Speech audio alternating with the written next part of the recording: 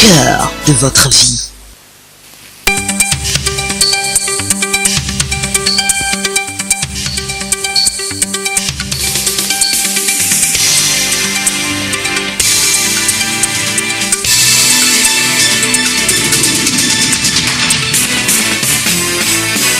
La TVT au cœur de l'information.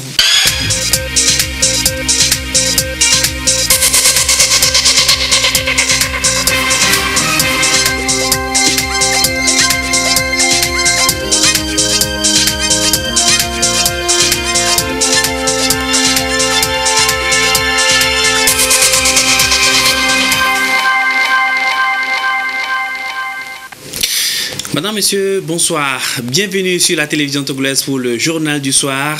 Voici le sommaire. 10 ans au service de l'autonomisation des femmes, la Fédération des unions des groupements de femmes de la COSA a célébré ce jubilé d'été avec diverses activités au programme. Elle a également commémoré en différé la journée de la femme africaine. Les précisions dans ce journal. Rendre grâce à Dieu pour la bonne tenue des élections municipales du 30 juin dernier, la paix et la cohésion sociale, telles sont les intentions de prière formulées lors des offices religieux à Saint-Cassé et dans l'Oti-Sud. Intentions portées par les cadres du parti Union pour la République. Les détails dans ce journal. Et puis l'éducation sexuelle chez les jeunes, sujet tabou dans certaines familles. Comment l'aborder et pour quel intérêt? Restez avec nous, vous le saurez dans ce journal. Voilà pour les titres. Bienvenue dans le 20h. Œuvrer sans relâche pour l'épanouissement et l'autonomisation des femmes, c'est le credo de la Fédération des unions des groupements de femmes de la COSA.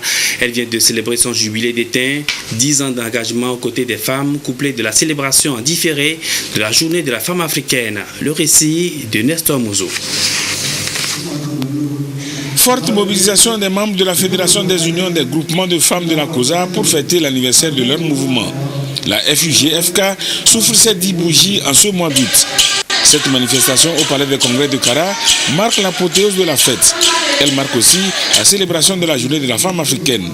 Les membres de la FUGFK ont croisé leur regard sur la vie de leur organisation. Elles ont aussi partagé le contenu du plan national de développement. Quand nous avons commencé, c'était sous forme d'amusement. Aujourd'hui, nous avons plus de 27 000 femmes. Les 27 000 femmes, nous les avons encadrées.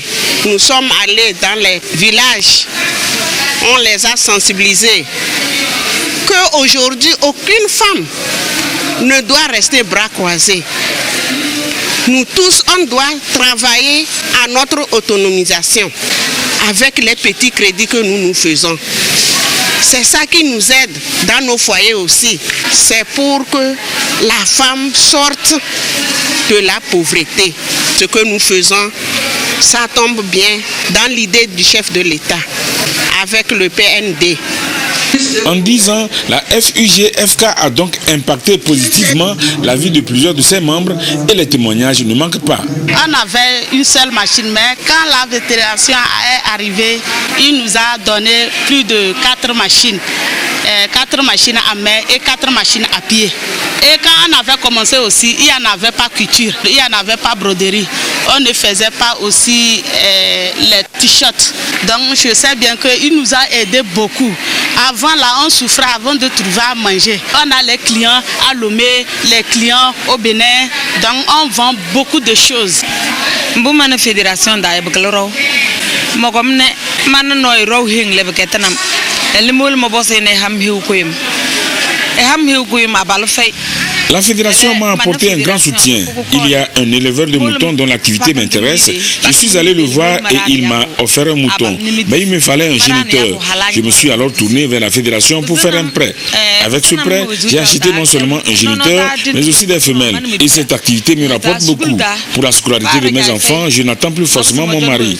C'en est de même pour leur santé et la mienne. Donc la fédération m'a été d'une grande utilité.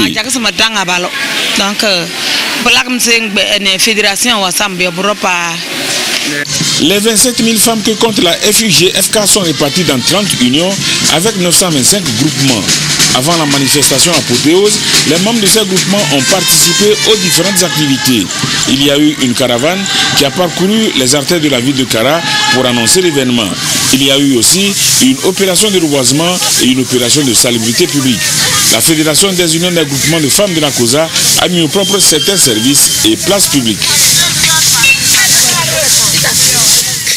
Et la plupart de ces femmes se retrouvent dans le secteur agricole. L'ANSAT est aussi sur le terrain pour sensibiliser les producteurs à adopter de bonnes pratiques afin d'améliorer leur rendement et l'aider à constituer son stock de sécurité.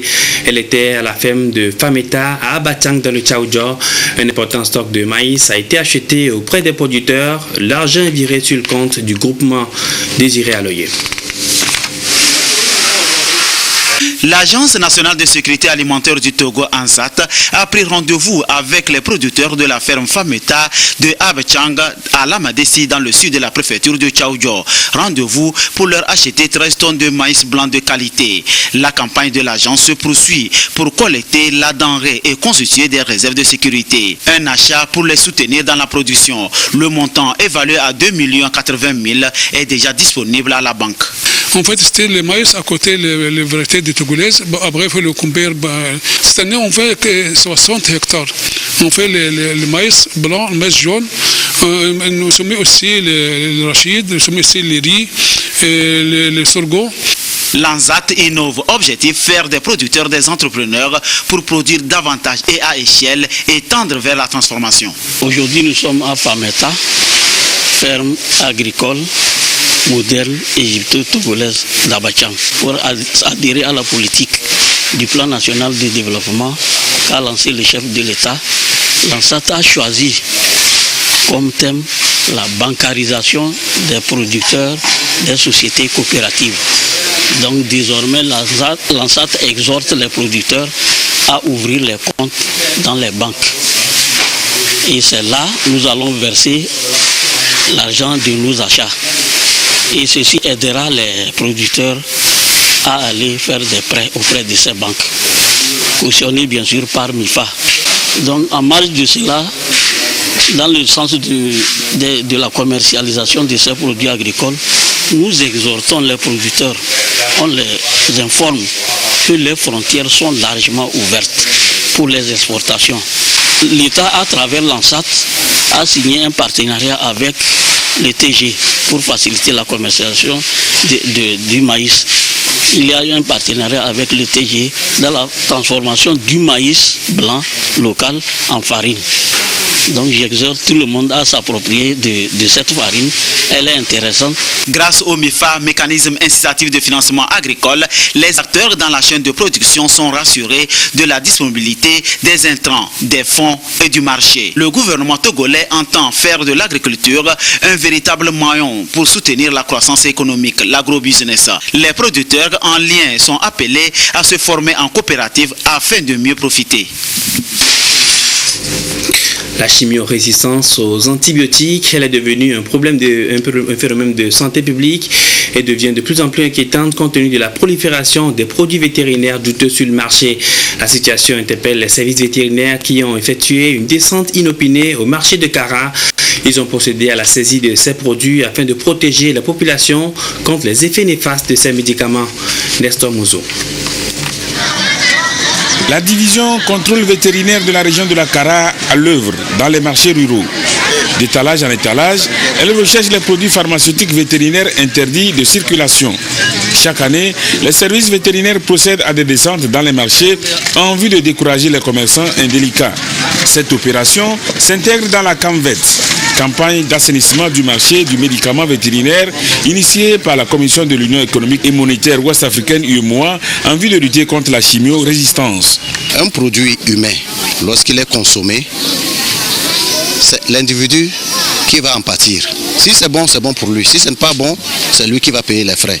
Mais un produit vétérinaire administré sur un animal, c'est l'ensemble des consommateurs qui sont contaminés parce qu'avec les antibiotiques et autres, il y a des résidus. D'abord, ils ne respectent pas les doses et d'autres fois, il y a même des produits périmés et ils vendent ça de manière anarchique, ils font l'automédication. Lorsqu'on injecte à un animal sans respecter les doses, parfois l'animal tombe brusquement, on invite le boucher pour venir égorger et il vend cette viande-là à la population. Maintenant, tous les consommateurs, en consommant cette viande dont les délais d'attente ne sont pas respectés, lorsque quelqu'un consomme, le jour où il a les mêmes maladies, les infections, on le traite aux antibiotiques, ça ne marche pas. On dira que le docteur n'a pas bien fait son travail, qu'on a été à l'hôpital, qu'on n'a rien vu. Alors qu'on va oublier que c'est les résidus des produits qu'on aurait consommés qui sont les conséquences du problème de chimiorésistance. La chimiorésistance aux antibiotiques est aujourd'hui un problème de santé publique. Sévir contre les commerçants des médicaments vétérinaires illicites revient donc à protéger la population contre le fléau. Et sachez que dans la nuit du 17 au 18 août, une équipe de patrouille de la direction centrale de la police judiciaire a réussi à mettre la main sur 2 présumés braqueurs à Lomé. Il s'agit de Dogbe Kokou et Adossi Toussaint, tous 2 de nationalité togolaise. Le dernier, lors de la scène, est blessé par balle et actuellement dans un hôpital de la place pour des soins. Ils ont été présentés à la presse ce dimanche. Retour sur les faits avec Augustin Kossi. Ce sont 2 individus, 2 présumés braqueurs activement recherchés par la police nationale pour plusieurs forfaits. Ce samedi nuit, au moment où ils s'activaient à trouver d'autres victimes, ils ont été interpellés par une patrouille de la direction centrale de la police judiciaire qui les a préalablement repérés. La scène se passait aux environs de minuit sur la nationale numéro 3 à hauteur d'Adinamoto dans le quartier d'Avenou.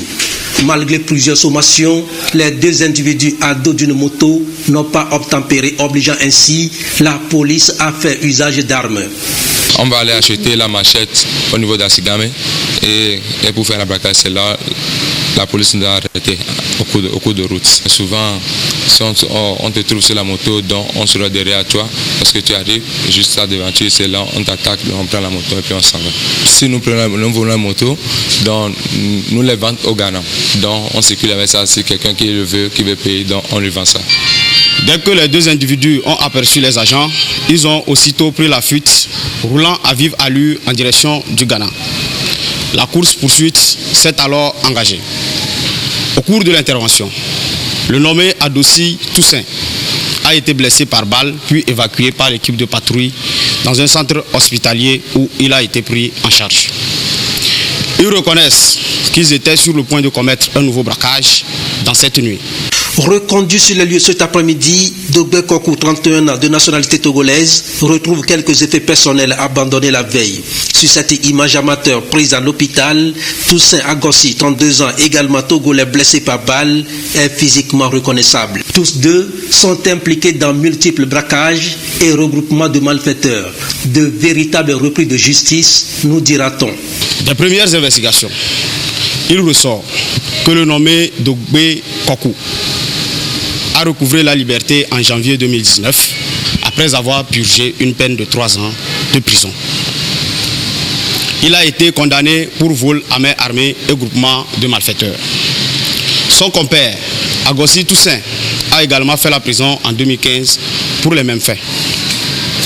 Interrogés, ils ont avoué, ainsi que le confirment les investigations, être membres d'un vaste réseau de braqueurs armés et très dangereux.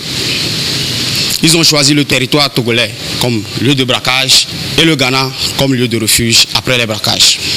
Leur mode opératoire est le suivant. Retranchés au Ghana, ils viennent notamment au Togo à dos de moto et souvent par groupe de plusieurs binômes. Ils se mettent ensuite à circuler en binôme afin de repérer des cibles qu'ils filent jusqu'à un endroit propice à leur forfait. La police nationale saisit cette occasion pour rassurer les citoyens togolais qu'elle travaille sans relâche afin d'assurer leur sécurité et celle de leurs biens. Selon la police et sur les aveux des braqueurs, de nombreux cas de braquage opérés dans la ville de Lomé et ses environs ces derniers temps portent leur nom. Des actes qui se commettent aussi souvent en réseau. Démanteler ces réseaux criminels nécessite alors la vigilance et la collaboration de tous. La suite de cette édition des offices religieux pour rendre grâce à Dieu pour la bonne tenue des municipales du 30 juin dernier, office organisé par le Parti Union pour la République, section Oti à Mango. Plusieurs cadres du Parti Unir ont pris part à la prière musulmane et à la messe catholique, avec également pour intention la paix et la cohésion sociale dans la préfecture de l'Oti. Le récit de Tchazi Nambaga.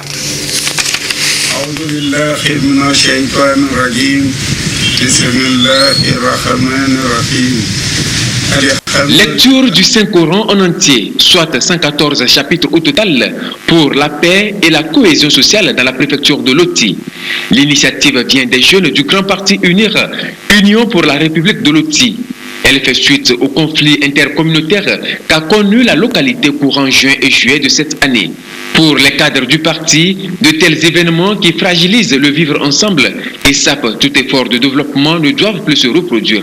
Voilà pourquoi ils ont invoqué la paix divine sur la préfecture de l'Oti. Après les événements malheureux, nous avons décidé dorénavant ici dans l'Oti de prôner un vouloir vivre collectif, de prôner la paix. C'est donc le point de départ d'une nouvelle période en faveur de la paix durable dans l'Oti.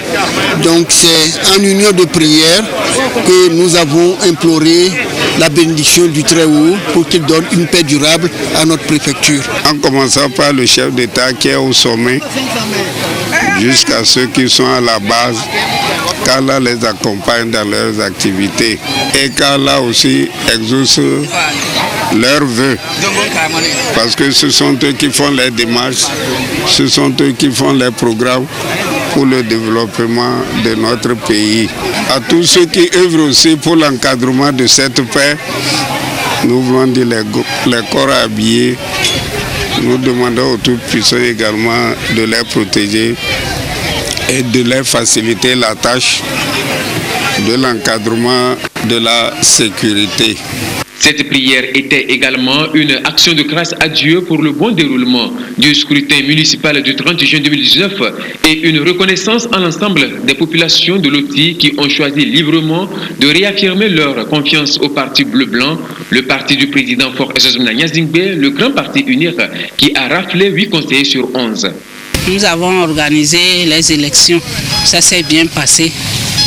Et Unir a remporté 10 conseillers sur 11. C'est pour ça qu'on se rencontre. D'abord pour se saluer et pour remercier les uns et les autres d'avoir accepté notre invitation et d'avoir accepté voter pour le parti Unir. Et maintenant, on les exhorte à continuer à être derrière le président Fort pour le développement de notre milieu et le développement du Togo entier. Les mêmes intentions sont au cœur de cette célébration eucharistique à la paroisse Saint-Pierre et Paul de Mango. S'inspirant du livre de Josué et de l'évangile de Saint Matthieu, le célébrant a indiqué que l'histoire de Dieu et de l'homme est une histoire d'amour et que rien de bon n'est possible sans l'amour véritable et la paix. C'est pourquoi il a exhorté les fidèles à être des artisans de paix. Il a demandé spécialement l'intercession de la Vierge Marie pour la paix et la réconciliation dans la préfecture de l'Oti. Une paix et une réconciliation généreusement partagées ici par les cadres du Parti Unir, comme invite à l'ensemble de la population de la préfecture. Même intention de prière à Saint-Cassé à la faveur de la session unie de la localité. Les cadres du parti ont dit merci à Allah pour le climat de paix et de sécurité qui a régné avant, pendant et après le scrutin du 30 juin dernier. Ils ont aussi prié pour la cohésion sociale. Gérald Agoudou. Le parti Unir, Union pour la République, section Saint-Cassé, exprime sa gratitude à Dieu pour la bonne tenue des élections locales du 30 juin dernier. La messe catholique est dite ici à la paroisse Notre-Dame de l'Assomption de Saint-Cassé. C'est à l'image de notre Seigneur Jésus. Parce que quand nous voyons Jésus avait guéri 10 lépreux, et il leur a dit, allez vous montrer au sacrificateur. Pendant qu'ils allaient, ils ont découvert que leur lèpre a disparu. Mais l'un d'entre eux s'est retourné vers le maître pour pour louer le Seigneur, pour le remercier. Donc ce que le Parti UNIR a fait, c'est biblique. Après la messe catholique, la délégation du Parti UNIR Saint-Cassé s'est rendue à l'église des Assemblées de Dieu du Togo, Temple de la Grâce de Saint-Cassé-Ville. Ici également, le peuple de Dieu a loué le Créateur pour ses bienfaits en faveur du Togo. La démarche du Parti UNIR est bien appréciée.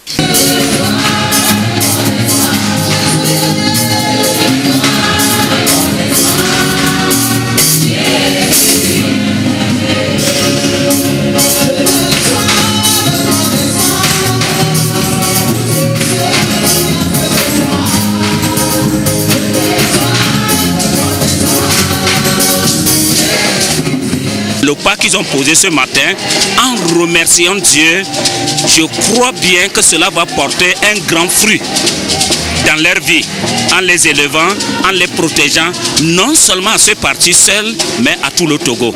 Parce que Dieu a besoin de la reconnaissance. Qu'on puisse reconnaître que tout ce qu'on fait, c'est lui Dieu qui le fait. Et quand on reconnaît comme ça, on est bien parti. Ils se battent pour la paix, la cohésion, que les gens s'entendent, les gens se comprennent, les religions s'entendent. C'est la première des choses. Et la deuxième chose, nous voyons au niveau de la jeunesse, ils encouragent l'excellence. Par la même occasion, ils ont prié pour le chef de l'État, le gouvernement, les institutions de la République et tout le peuple togolais. Leurs prières ont également porté sur les prochaines échéances électorales, notamment la présidentielle de 2020. Ils ont demandé la paix et la sécurité en faveur du Togo. Amen.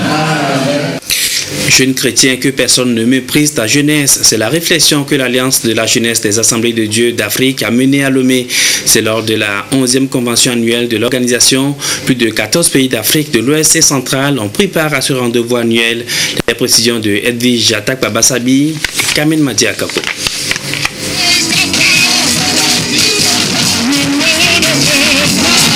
Il loue le Seigneur pour sa grandeur et ses bienfaits.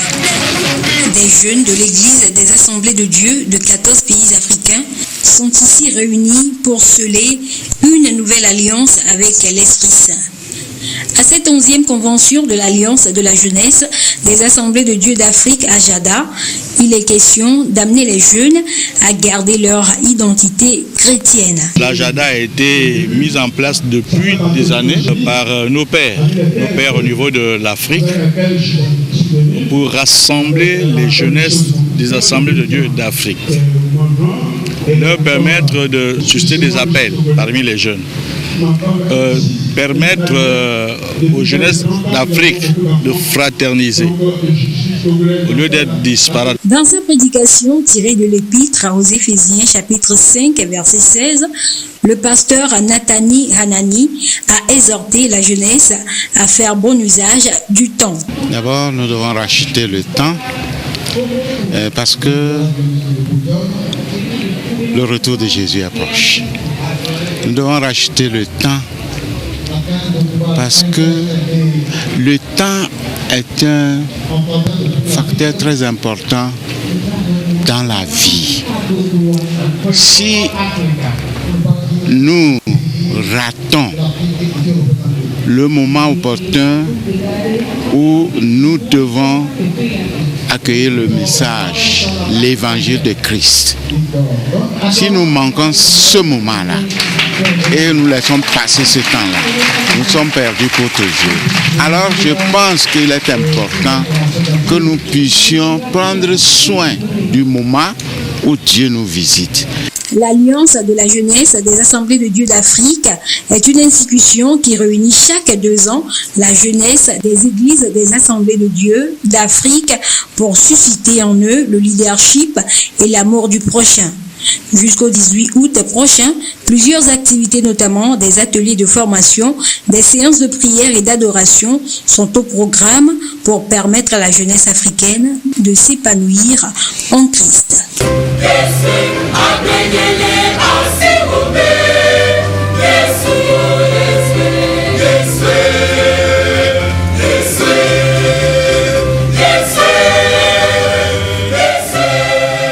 Je vous l'annonce annoncé en titre, c'est un sujet tabou dans certaines familles. Parler de la sexualité avec les enfants et les jeunes. Si certains parents n'aiment pas aborder le sujet, d'autres le trouvent utile et important pour l'avenir des enfants. Alors comment mieux assurer l'éducation sexuelle chez les jeunes? Les réponses dans ce dossier de Nihad Salifou et Kouissala. C'est un sujet qui demeure encore et toujours tabou dans les sociétés africaines. L'éducation sexuelle des jeunes. Elle devient de plus en plus préoccupante, mais jusqu'ici, le sujet est presque ou pas abordé entre parents et enfants. Une situation souvent liée aux pesanteurs socio-culturelles et les effets sont diversement appréciés. Pour certains, il faut un âge donné pour que l'enfant cerne le sujet. Et pour d'autres, il n'y a pas d'âge pour éduquer sur le sexe. L'éducation commence dès le bas âge où on fait la différence pour que la fille sache qu'elle est fille et que le garçon sache qu'il est garçon. Et donc, quand nous prenons les adolescents, il est important de leur parler de la sexualité. Et quand nous parlons de la sexualité ou bien de l'éducation sexuelle, ce n'est pas les relations sexuelles comme les gens le pensent souvent.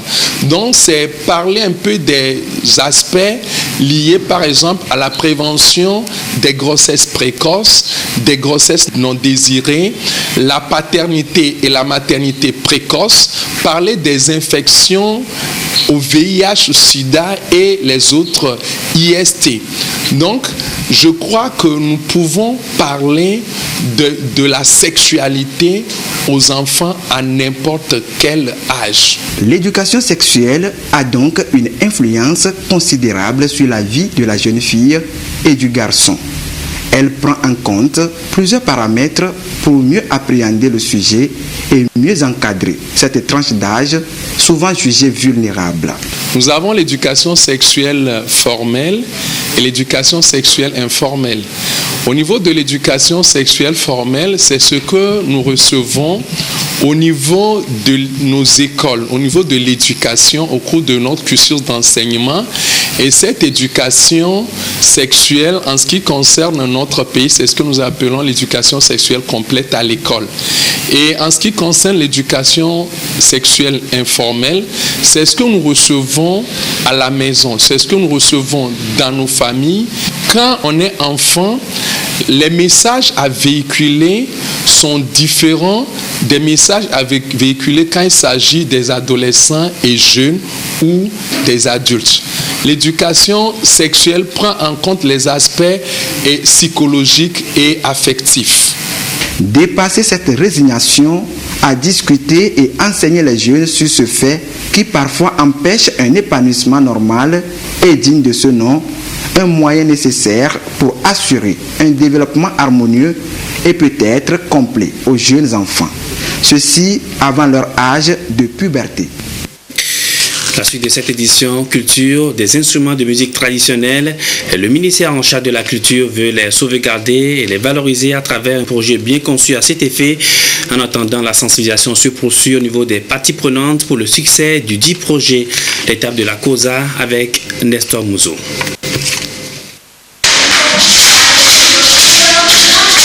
La culture togolaise est en train de perdre certaines de ses richesses. À titre d'exemple, en 1972, un inventaire a recensé 132 danses à travers le pays. Le dernier inventaire réalisé en 2011 n'a retrouvé que 75 danses, ce qui signifie qu'en moins de 40 ans, près de 60 danses ont disparu. La disparition s'accompagne de celle des instruments de musique de ces danses. Le ministère en charge de la culture a décidé d'agir en concevant un projet. Le premier volet du projet est focalisé sur l'information et la sensibilisation des parties prenantes. Ici, la délégation qui en a la charge est à l'étape de la préfecture de la COSA. Le projet d'inventaire, de sauvegarde, de valorisation des savoir-faire, de la facture et de la pratique des instruments de musique traditionnelle vise essentiellement 3 objectifs. Il faut d'abord inventorier, c'est-à-dire recenser et documenter tout ce que nous avons comme instruments de musique, notamment en matière de facture, c'est-à-dire les techniques de fabrication, les matériaux utilisés pour les fabriquer, et en matière de pratique de ces instruments, c'est-à-dire les danses qui sont associées, les chants, leurs messages, les occasions où ils sont pratiqués, les accoutrements qui sont liés à ces danses, les rites et rituels qui sont associés à certaines d'entre elles. Et cet inventaire est réalisé. Le deuxième objectif, c'est de sauvegarder ce qui a été retenu ou bien documenté, ou bien les données qui ont été collectées, et ensuite d'élaborer un programme national de sauvegarde et de valorisation de ces instruments de musique et de ces pratiques associées pour les prochaines années dans notre pays. Chefs traditionnels et artistes de la chanson du terroir adhèrent à l'initiative du ministère de la Culture. Quand on parle de tradition, c'est nous, les chefs traditionnels. Nous sommes élus pour défendre, pour conserver ces coutumes. Mais si le ministère de la Culture a pris cette initiative, c'est un merci que nous allons leur dire. Nous utilisons les instruments traditionnels et souvent nous ne savons pas les utiliser. Nous utilisons aussi les accoutrements traditionnels, nous ne savons pas les utiliser. Tout ça, ça doit s'apprendre. J'apprécie beaucoup l'initiative du gouvernement. Le projet d'inventaire, de sauvegarde et de valorisation des savoir-faire de la facture et de la pratique des instruments de musique traditionnels a connu une phase pilote. Celle-ci a été exécutée entre 2016 et 2017 dans la région maritime. C'est au regard des résultats obtenus que le projet est étendu aux autres régions du pays. La vérité qui a franchi de Esther Bill, ouvrage biblique dédicacé hier à Lomé. L'auteur tente à travers ce livre de répondre aux éternelles questions que beaucoup se posent en fréquentant une église, des thématiques qui suscitent des réflexions pour mieux comprendre la vie chrétienne. Le livre est déjà dans les kiosques. Arnaud Kiliou. Esther Bill, dans La vérité qui a franchi, reconnaît l'existence de Dieu, le Créateur, l'unique et le vrai. Pour l'auteur, il n'y a pas de raison d'adorer autre chose, ni homme, ni autre créature. S'appuyant sur la Bible, elle a expliqué plusieurs points de vue des enseignements bibliques. L'inspiration n'est pas la connaissance de soi que j'ai cherché à tout prix depuis mon enfance. Aujourd'hui, je peux dire que je suis pleinement satisfaite, je suis heureuse d'avoir eu des gens qui ont apprécié le livre.